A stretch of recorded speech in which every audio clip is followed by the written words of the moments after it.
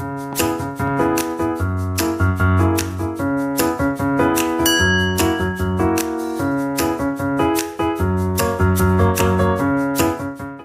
pessoal, meu nome é Ana Luísa e eu sou da geração Z. E eu sou a Fê, Millennial Raiz, quase X, tá gente? E esse é o nosso 4º episódio do Papo de Gerações. Nossa, até tomei um susto. Quando a gente tiver um editor, a gente pode colocar palmas. Eu posso ser editora e colocar palmas.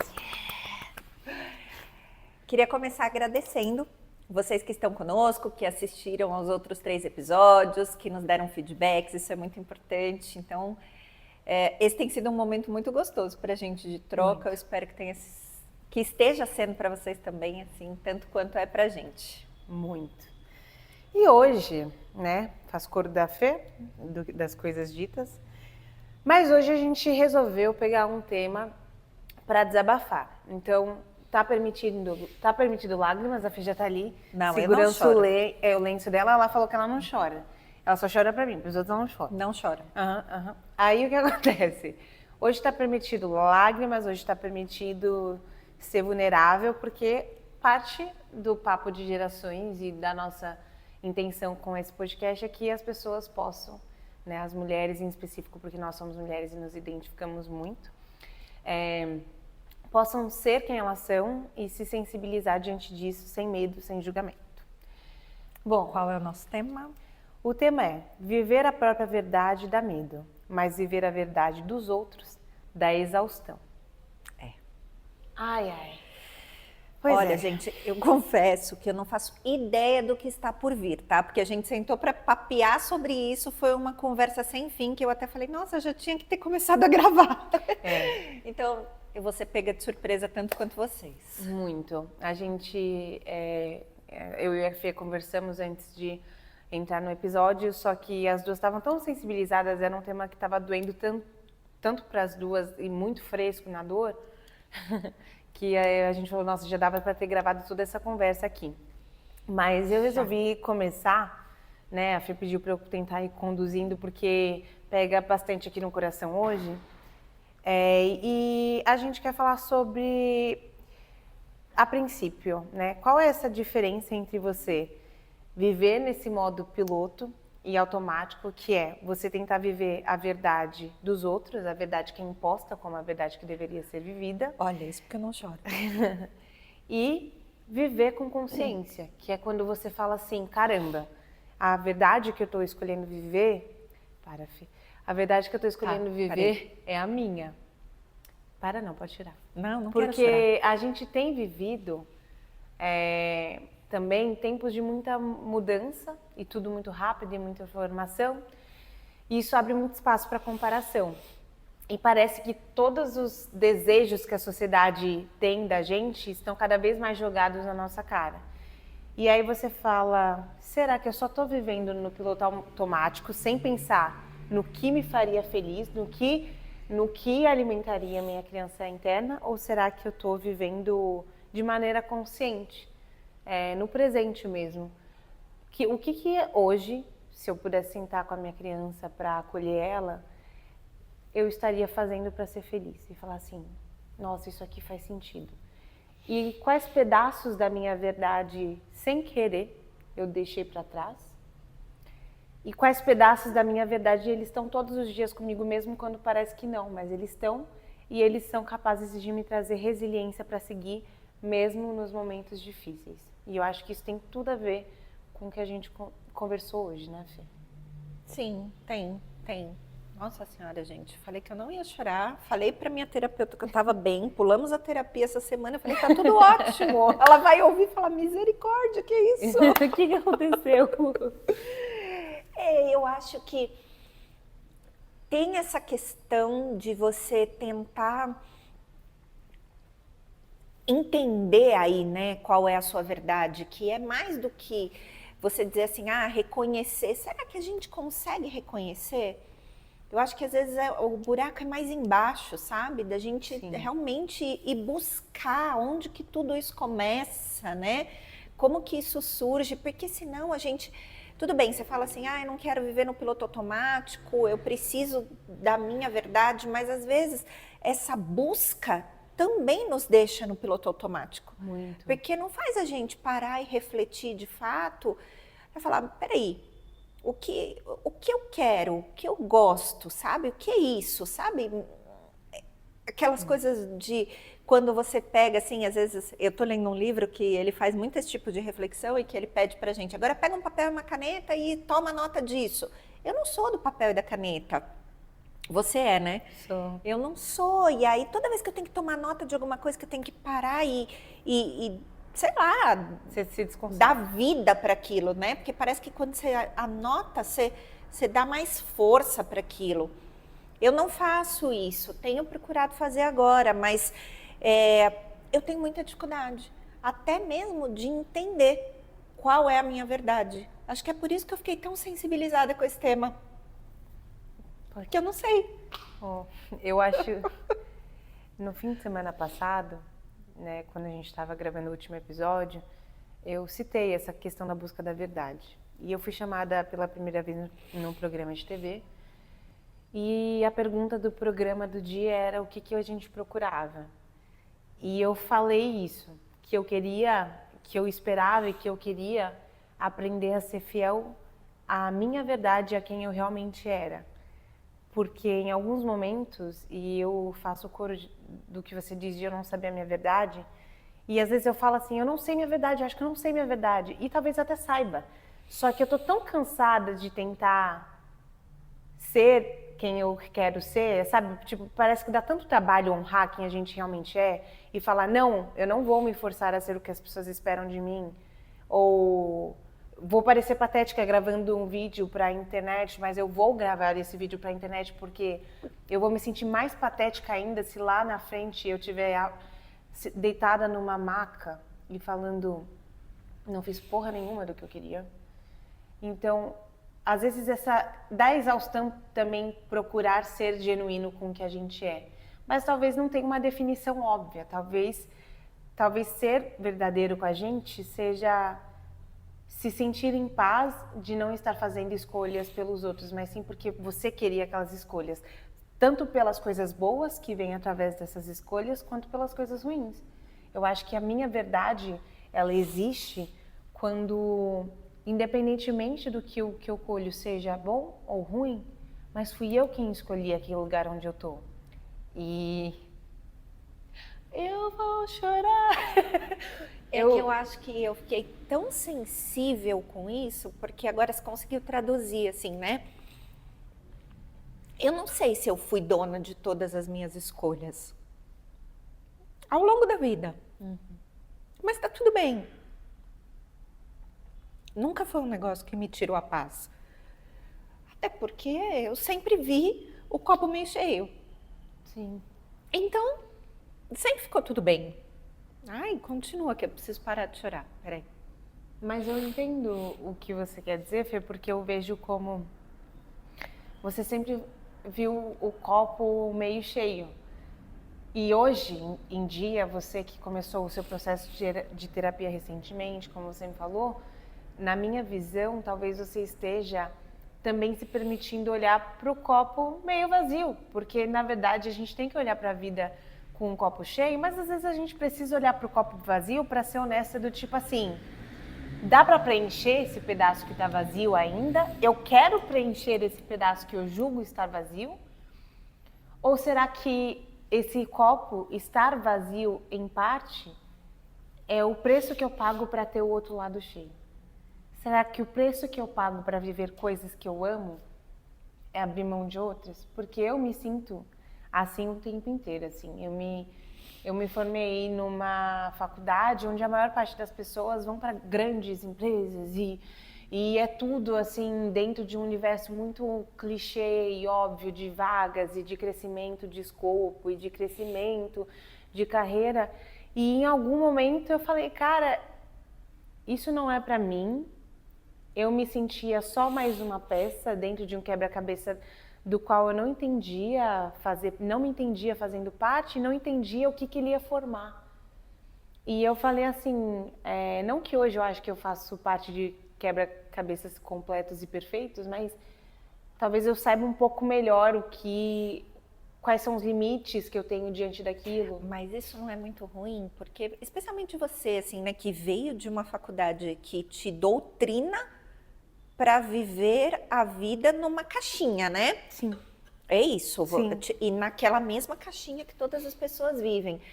E é ruim você olhar e falar assim, eu não quero ficar nessa caixinha. É péssimo. Eu vou sair daqui, especialmente porque quando você escolhe pagar o preço de sair, as coisas não acontecem assim.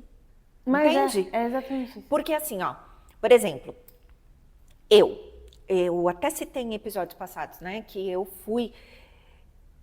sempre me cobrei muito que eu tinha que estudar numa boa faculdade, que eu tinha que ter uma boa formação, que eu tinha que ter isso, e eu fui atrás, e eu fiz tal. E aí hoje, você olha e fala assim, ah, mas trabalha na área da beleza.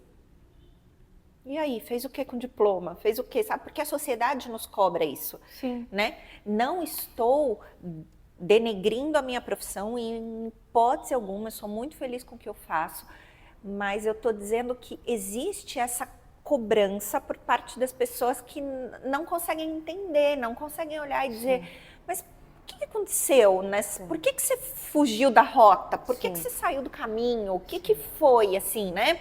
E quando a gente se dá conta, assim, que hoje, por exemplo, eu tenho grandes sonhos, eu tenho grandes projetos, eu tenho muitas ambições dentro da minha profissão, mas as coisas ainda não aconteceram da maneira como eu quero que elas aconteçam. Sei que elas vão acontecer porque eu estou semeando. Sim. A colheita é certa, eu estou semeando, uma hora vai acontecer. E quando não acontece naquele tempo que também as pessoas julgaram que era o tempo certo, que a gente não sabe. Forbes Under 30 sempre voltando para esse Pois programa. Existe essa cobrança, né? E o pior de tudo, eu acho, que é a cobrança velada. Sim, isso que você está falando. Aquela cobrança que as pessoas não conseguem verbalizar. Mas elas pensam e está no olhar. Exato. Eu entendo muito o que você falou, Fê. Eu acho que... Só vou fazer um parênteses que a gente não usa mais o termo denegrir, tá? Sim, não, a geração Z, falando com a Milena, mas eu tô falando isso porque é muito impressionante como a geração Milena não tem noção disso, mas esse termo não é mais usado. Tá. Mas todo mundo Ele captou... é substituído por? Ele pode ser, não sei, você pode até falar assim, manchado, ou eu não tô querendo subjugar a minha profissão, tô querendo diminuir a situação. Só tô falando porque eu também preciso me corrigir com uma série de coisas, então... mas meu Deus. o meu... Não, gente... aprendizados. Gente, tá aqui... eu sou quase X, então me dá um desconto. Por favor, estamos aprendendo juntas. Mas o que acontece fez que você falou é muito valioso. Assim, acho que você trouxe uma análise muito preciosa, que inclusive era o próximo step que eu queria trazer. Que é essa pressão externa versus a sua voz interna. Tipo, é a pressão externa. E essa pressão, ela não vem só de maneira escancarada. Pode até vir de comentários do tipo, nossa, sério que você está perdendo tempo fazendo vídeo pra internet, Fernanda? Vem às vezes, mas ela também vem muitas vezes de um olhar. Ela vem quando você está às vezes sentado na mesa de amigos e você tem amigos que estão com uma carreira muito nitidamente estruturada e já em cargos altíssimos em grandes companhias ou já com negócios próprios rodando, e você ainda está naquela fase de testando um produto, testando um produto mínimo viável. E olha que engraçado, né? Se você sente isso aos 26 anos, que você ainda está na fase de teste, imagine eu aos 43, sabe? Que eu olho e falo, meu Deus, será que eu ainda poderia estar na fase de teste? Mas sabe o que eu acho interessante? A primeira coisa, tem muitas mulheres que vão olhar pra você e vão falar, nossa, ainda bem que tem alguém na fase de teste, porque eu não me sinto sozinha. Me dá coragem. Então, às vezes, você tá olhando pra você com um olhar de, cara, que saco, eu tô na fase de teste, será que eu errei, será que eu fracassei? E tem mulheres olhando pra você e falando assim, cara, eu não acredito que ela teve coragem, ela tá tendo a coragem que eu queria ter de fazer. E isso entra naquilo que eu te falei, daquele conteúdo que eu postei, de pessoas que estavam na sua fase, começando grandes negócios. Sim. E esse alívio precisa existir. A gente precisa entender que se existem casos de pessoas que estão dando certo fora do momento que é considerado correto, seja mais cedo, porque tem crianças, sei lá, de 12, 13, 14 anos estourando na internet ou estourando na música e afins, mas também mais tarde. E cada um de nós vai colher, entre aspas, o preço disso. A pessoa que às vezes estoura e dá muito certo muito cedo, às vezes deixa de viver experiências importantes muito cedo. Do tipo as experiências que você me comentou, de ir para casa, de sair tarde e festar e ficar até tarde na rua. E ao mesmo tempo vai ganhar em termos de talvez não ter preocupações que a gente mais velha está tendo, entendeu? Por outro lado, assim, a pessoa que tem sucesso mais velha, ela é mais madura para entender esse processo. Também eu acho que é uma pessoa que leva, por exemplo, essas pessoas que começam faculdade de medicina mais tarde, perto dos 30.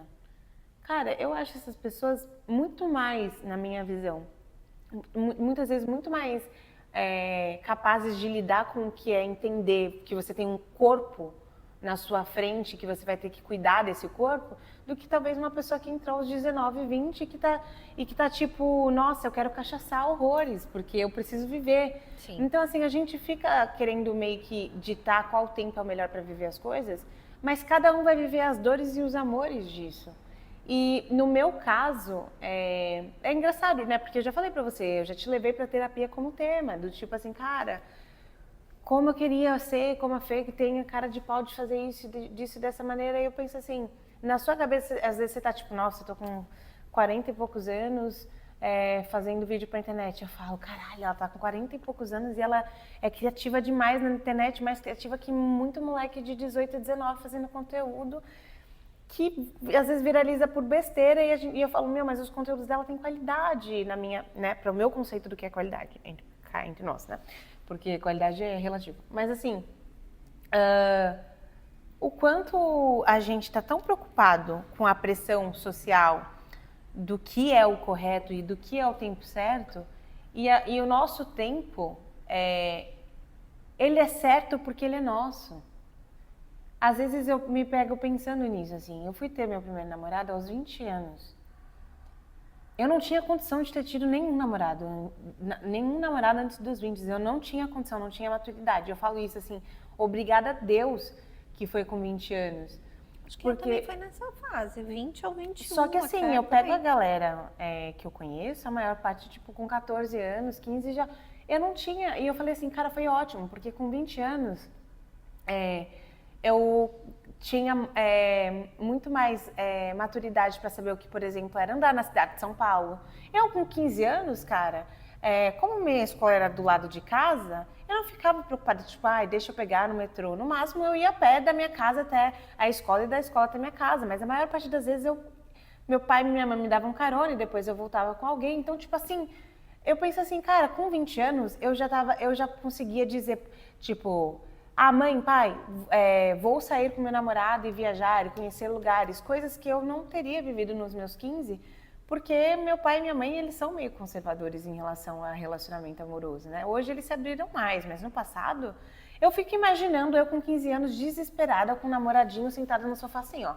Tipo, não era pra ter sido E eu também sou muito grata, porque eu percebo que com 15 anos eu era tão boba, eu seria tão feita de trouxa por qualquer homem, que eu falo, nossa, acho que Deus, não tem religião, mas dizem que Deus escreve certo por linhas tortas. E eu fiquei até os 20 achando que eu tinha algum problema comigo. E depois dos 20 eu falei, nossa, graças a Deus, assim, eu consigo ver o quanto eu teria ficado muito aprisionada se eu tivesse tido um relacionamento, porque eu sou muito emocional, fui muito entregue na minha primeira relação. E aí eu penso assim, cara, mas a pressão externa diz que, nossa, ela tem 15 anos, já deve ter, qual é o seu namoradinho? Ou então, por exemplo, nossa, tá com, hoje em dia, né, tá com 18 anos, 19 anos, me fala, qual é a faculdade que você quer fazer? Ou que você está fazendo. Ou que você está fazendo. E tem gente que chega nos 20 e poucos anos falando, Deus, eu fiz um curso inteiro e eu não quero, vou ter que fazer outro. Vou mudar a rota. Porque, caraca, que burrice que foi escolher a medicina. O que eu queria era a música. Eu tenho um amigo, que é o Feguida, ele literalmente, o FEAGDA, ele literalmente largou a faculdade da GV de administração, acho que no 3º ou 4º semestre, se eu não me engano. São 8 semestres. E ele foi fazer música, cara. E tipo assim, eu acredito, né, que ele, no caso dele, ele tem uma família extremamente estável para apoiar ele nisso. Só que, mano, francamente, ele é aquela pessoa que eu não vejo fazendo outra coisa. Ele é muito competente. E eu imagino, tipo, quanto... Eu conversei com ele já sobre isso, mas o quanto ele tem crises sobre isso. Porque ele tem amigos que, como eu, são da mesma faculdade, da GV. E é uma galera, gente, que tá, tipo assim, no banco, que tá abrindo empresa, que tá fechando empresa. Então, tipo que assim... já fez um IPO. Que já fez um IPO, sabe? Que talvez até, tipo, já criou um mercado financeiro paralelo que ninguém sabe que existe. A empresa é um unicórnio. A cripto da deu criptomoeda, é um negócio isso. assim, sabe? Então, não tem como nessas horas a gente fingir que a gente não se compara. Infelizmente, quando o mundo te fala que você tem que ter uma rota e você fala, desculpa mundo, eu vou por outra rota, não tem como não se comparar, porque dá a sensação de... Talvez se eu tivesse seguido o caminho que todo mundo seguiu, Exatamente. as coisas não estariam como elas estão agora. O se e se. E se eu tivesse feito diferente, né? E se eu tivesse... E se? Eu nunca vou saber do se. E eu acho que é isso que é angustiante. Ou que tem sido angustiante hoje, não sei. Porque eu nunca tinha parado para pensar nisso. Mas aí eu posso falar uma coisa? Que é o 3º passo dessa conversa. Ai, Deus, vai. É a solidão de assumir a sua verdade. Porque em algum momento você vai se ver sozinho para assumir essa verdade. Eu já tinha parado. Para assumir quem você é. Colabora. E isso é um grande desafio. O IC, ele vem de uma comparação, mas mais do que uma comparação, ele vem do medo de estar sozinha nessa e não ter como sair disso.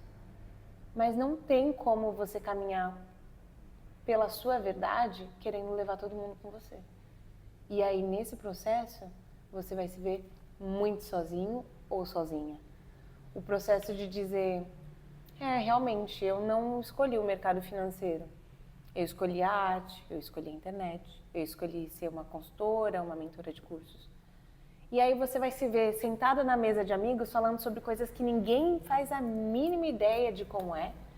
As pessoas não entendem suas dores, não entendem que, por exemplo, hoje, acordar às 6 da manhã para gravar um vídeo também é trabalho. Você vai ter que sentar, inclusive, com pessoas com visões muito conservadoras e com ideias de trabalho que são mais palpáveis. Diferente do mundo que a gente vive hoje, que é muito mais tecnológico e não é palpável. Não é tão palpável. Hoje as profissões estão mais voláteis. E aí, quando você entra nesse mundo e assume que você quer fazer parte disso, você vai se ver mais sozinho. Sim, e eu acho que talvez a cobrança, no meu caso, seja um pouquinho maior do que no seu. Né? Com certeza. Porque a minha geração não é essa geração digital, por exemplo. Né? A minha geração não é essa geração dos trabalhos mais diferentes, não, nós somos extremamente tradicionais e fomos criados para tanto assim, né? E para produzir, né? E para produzir, exato. Sim. Eu não acho que hoje eu não produza, pelo contrário, mas eu não produzo da maneira tradicional. É exatamente isso. E é isso que às vezes faz com que as pessoas não vejam as coisas que têm sido feitas, faz com que as pessoas não reconheçam o que está sendo feito, ou que as pessoas apontem, assim, sabe? Aquela pessoa que está lá e que fez do jeito tradicional. Nossa, que lindo, nossa. Que fofa! Nossa, que orgulho. Oh, não, eu digo assim, em relação às outras pessoas, sabe? Ah, tá, sim. Da comparação. As pessoas só vão sentir que é digno ou de se orgulhar se for uma profissão óbvia, do tipo assim, você é uma nutricionista e tem um consultório. Não que é óbvio ser nutricionista, mas digo assim, você é um médico, você é um advogado, você é um engenheiro, coisas que é palpável e todo mundo já sabe muito bem como funciona. Sim. Ou a hora que você atingir um sucesso que seja palpável. E o que é o sucesso palpável? É o sucesso financeiro, né? Então, a hora que você conseguir ali bater ou um sucesso de público, peito, tem muita gente que te segue, né? bater no peito. Mas para minha geração é mais dinheiro.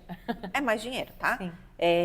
Porque não adianta, assim, eles não entendem o que é seguidor, o que não é seguidor, não importa, assim. Sim. Então, a minha geração dinheiro, já consegue associar. Se tem muito seguidor, dá potencialmente para fazer dinheiro com isso futuramente, mesmo que não seja agora. Não. A minha geração, ela quer saber se está fazendo dinheiro, até porque com 43 anos é inadmissível que você não esteja fazendo dinheiro, por exemplo. Sim.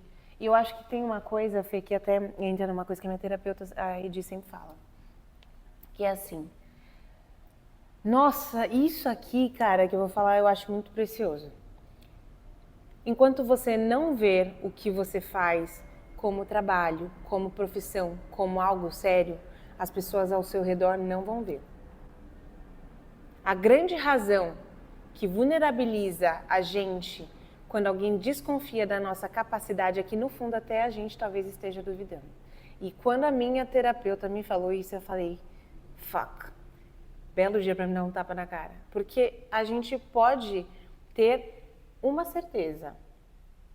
Não é porque uma pessoa não vê o que você faz como trabalho que não tem outras pessoas que vejam. E aí, cabe a você decidir se você vai apostar nas pessoas que não acreditam no seu trabalho ou se vai apostar em quem olha e fala, beleza, como que eu te contrato? Como que eu participo do seu processo? E aí eu acho que isso é a grande preciosidade para quem escolhe roteiros, caminhos que não são tão óbvios. Um negócio, antes de ser um negócio, é um sonho. Sim. E a grande verdade é, por mais que o que você vai construir seja algo, por exemplo, um restaurante, que é algo mais palpável, por exemplo, do que ser um influencer. Se você for fazer um restaurante, até esse restaurante ser rentável, até o primeiro prato fazer sentido, até... Leva tempo. Você assiste The Bear? Não, acho que não. Nunca assistiu essa série? Não. Nossa, vale muito a pena. Vale muito a pena. Tá na 4ª temporada. Aliás, quem nunca assistiu The Bear, assistam, porque é uma lição de empreendedorismo incrível. E é um restaurante. É muito bom. Então, eu acho que eu gosto tanto de comida e gosto tanto de cozinhar que eu tô fazendo restaurante. Muito bom, é muito bom. Tá na Disney Plus, assiste. Eu acho isso um máximo, assim. Eu acho também que é o quarto tema, né, que eu queria trazer, pequenas verdades que são desconfortáveis. Então, assim, a partir do momento que você admite que você não quer o mesmo caminho, o mesmo roteiro, óbvio, que as outras pessoas, imediatamente você vai ter que vestir o sapato do desconforto. Por quê? Se você não quer, por exemplo, tem pessoas que... Eu estava conversando sobre isso com a minha amiga, com as minhas duas amigas, a Amanda e a Carol, ontem. E a Ká olhou e falou assim, gente, assim, eu sei que eu quero ter uma ótima qualidade de vida, quero fazer tudo que eu quero. Mas ela falou assim, eu não sei se eu tenho o sonho de dizer que eu sou diretora de uma grande empresa. Eu não sei se eu tenho o sonho de ter uma plaquinha com meu nome na porta de... Tipo assim, não sei, assim, eu não tenho essa coisa de querer ser conhecida na companhia por todas as pessoas. Ela falou, eu sei que eu quero ser muito bem sucedida, inclusive talvez eu não sei nem se eu quero ficar sendo CLT por muito tempo. Talvez eu queira ser uma pequena empreendedora, que é algo que nem todo mundo conhece, mas assim, eu ganho minha grana, eu vivo bem, faço as coisas que eu amo, e eu também não sei se eu quero morar em São Paulo. E eu achei muito engraçado que ela falou assim, eu não sei se eu quero continuar minha vida em São Paulo. Aí quando a Ká falou isso, eu e a Amanda, que somos amiga delas, a Ana, a gente olhou e falou, é óbvio que você não quer. Aí ela ficou tipo assim, como assim vocês sabem que é óbvio que eu não quero? Eu falei, mas qualquer um que olha pra você sabe que a sua essência é viajante, você é uma pessoa que ama a praia, você ama a natureza. Eu não consigo te ver morando em São Paulo pro resto da sua vida. E ela ficou muito feliz, como se tivesse caído 10 quilos dela, do tipo assim, vocês entendem que essa sou eu e essa é a minha verdade? E a verdade é que eu não faço questão de ser a diretora da empresa, eu quero ser bem sucedida, mas eu não quero ser a diretora da empresa, e que eu não quero morar numa cidade de pedra, e sim numa praia no interior. E aí eu e a minha amiga, a gente ficou tipo, sim. E aí ela ficou tipo, ai, eu tô muito feliz. E eu fiquei tipo, mano, cara, parece que ela, quando ela assumiu a verdade dela e as pessoas ao redor dela ficaram tipo, tudo bem, a gente entende a sua verdade, a gente acha que é isso mesmo. 10 quilos saíram dela. E eu sinto que é exatamente isso que a gente precisa encontrar. Mas eu acho que é engraçado porque agora a gente volta até para o nosso cerne principal aqui, que são os conflitos de gerações, né?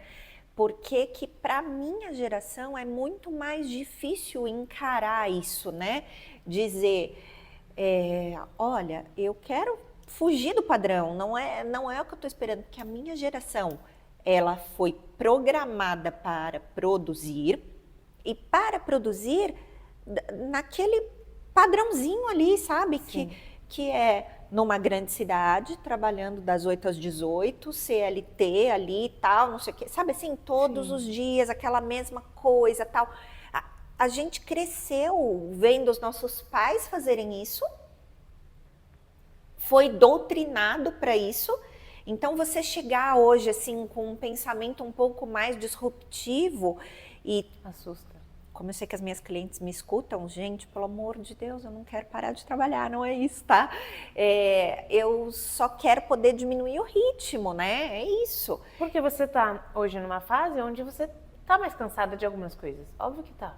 E eu acho que a gente pode sim trabalhar com o que ama, que a gente pode sim ser bem-sucedido, e mas que isso não precisa custar toda a sua paz, todo o seu tempo, toda a sua qualidade de vida.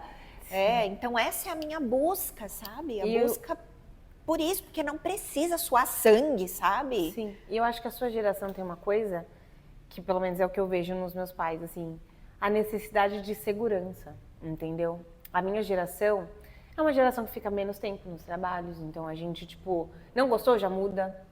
É uma geração que procura mais o propósito, que a gente já até falou sobre isso no segundo episódio e no primeiro.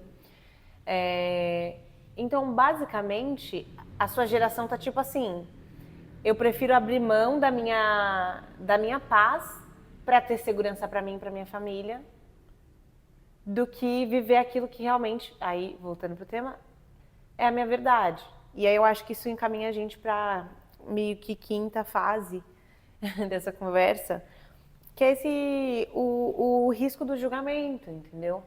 Do tipo assim, você, no seu caso, Fê, eu também me sinto assim, mas acho que no seu caso, você se sente, tipo, com olhares ao seu redor, do tipo assim, Sim. Nossa, será que minha mãe e meu pai estão pensando que, pô, tá com 40 anos, ela sabe o que ela quer, né? Tipo, acho Sim. que esse risco do julgamento... Essa cobrança e esse julgamento velado. Porque Sim. foi o que eu falei. As pessoas não verbalizam. Porque depois de uma certa idade, você adquire um certo respeito, tá? Então as pessoas não verbalizam.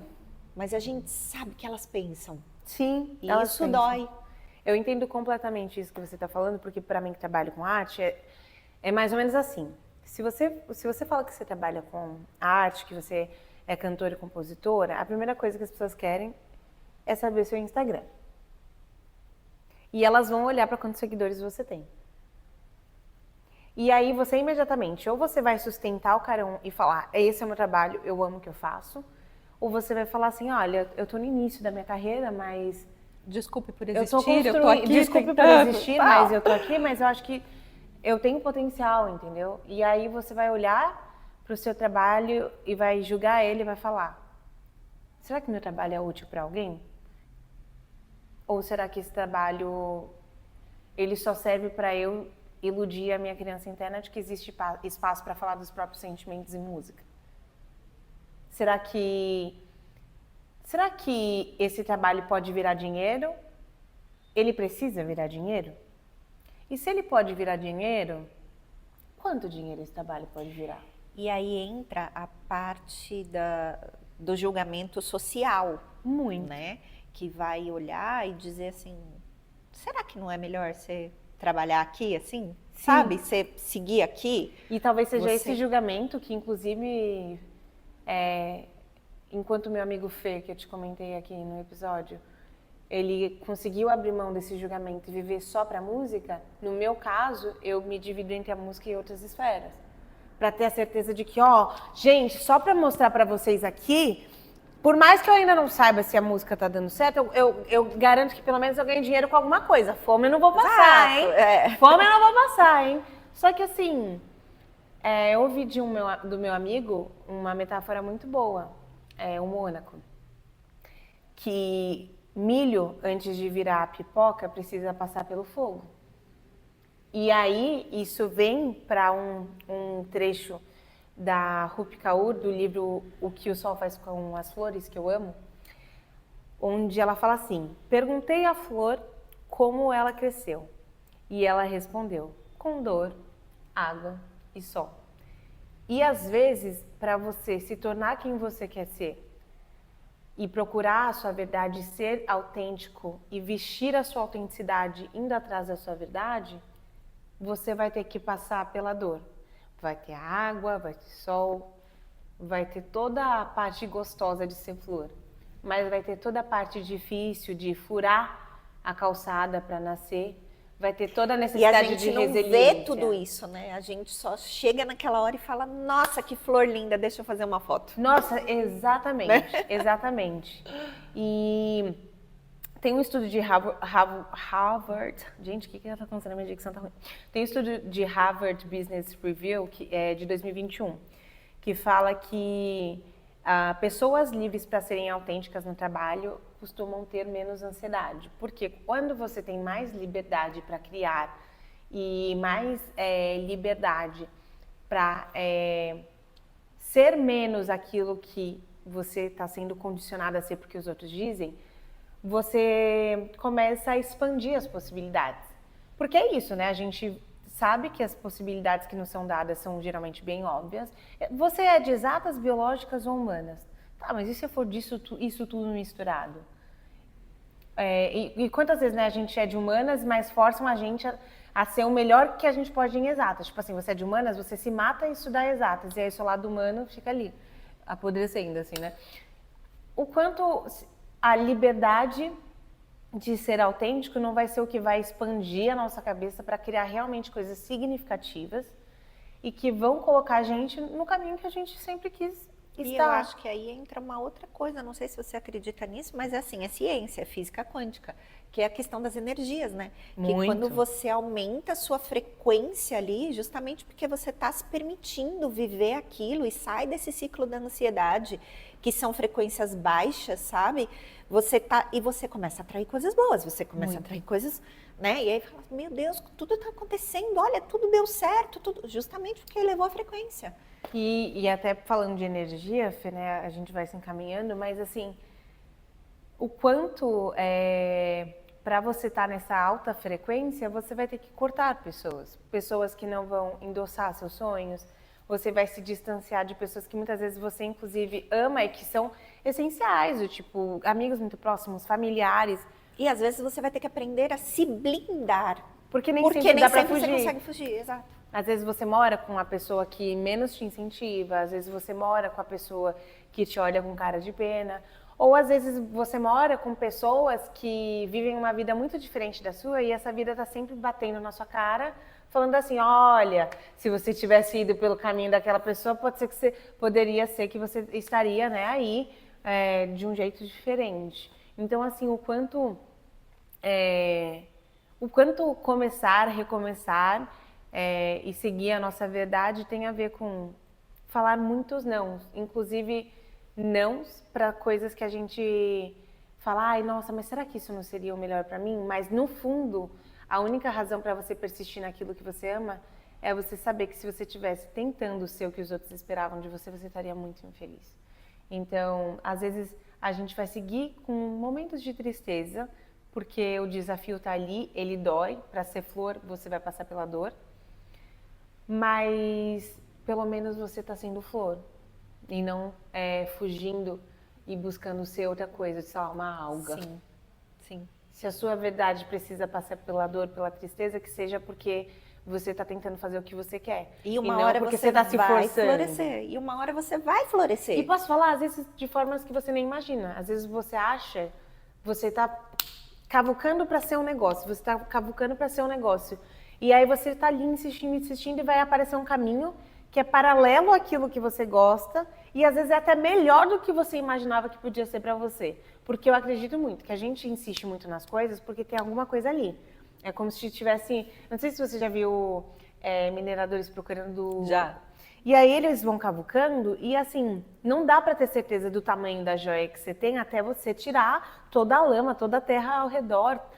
E aí você cavuca, cavuca, cavuca, e aí às vezes você achava que você tinha uma joia específica e quando você vai ver, você tinha outra.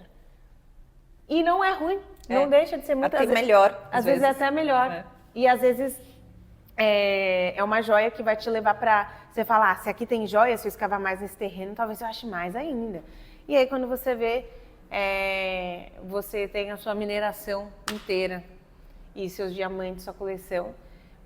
E a escolha de lapidar esses diamantes é sua. Então, acho que a gente trouxe verdades difíceis de engolir. Nossa senhora, gente, eu prometo que no próximo episódio eu venho mais fortalecida, viu? Jesus. Não, mas eu adoro, assim, eu acho que esse episódio ele foi muito verdadeiro. Eu espero muito que as mulheres e as pessoas que estejam escutando isso não se sintam sozinhas mesmo. E que vocês sejam mais autênticos, sejam mais verdadeiros. Quando eu falei isso no programa de TV do Silvio Brito, não era mentira, assim. Eu realmente acho que eu vou saber que eu tô sendo feliz quando eu falar assim, nossa, porque eu ainda não sinto que eu tô sendo 100% verdadeira comigo. Eu não sinto isso. Tô sendo super honesta aqui. Mas eu acho que quando isso acontecer, eu vou poder vir nesse podcast e falar, gente... A vida não é perfeita, certamente não. Mas eu acho que eu achei a felicidade nesse pote. Eu não sei. Porque pensar nisso foi o que me fez começar a chorar, não consegui parar até agora. Então... Ai, Deus, eu acho também que a hora que eu descobrir eu venho aqui, volto e falo, porque... Mas se a gente não voltar e falar, a gente vai estar no Forbes Over 50, tá? Sim. Obrigada a todos nós. Vamos levar o papo de gerações muito longe, muito. Né? E é isso, gente. Sejam verdadeiros com vocês. Sim. Mesmo que vocês não saibam exatamente o que significa ser isso. É isso. Obrigada mais uma vez. Um beijo. E até semana que vem. Tchau, tchau.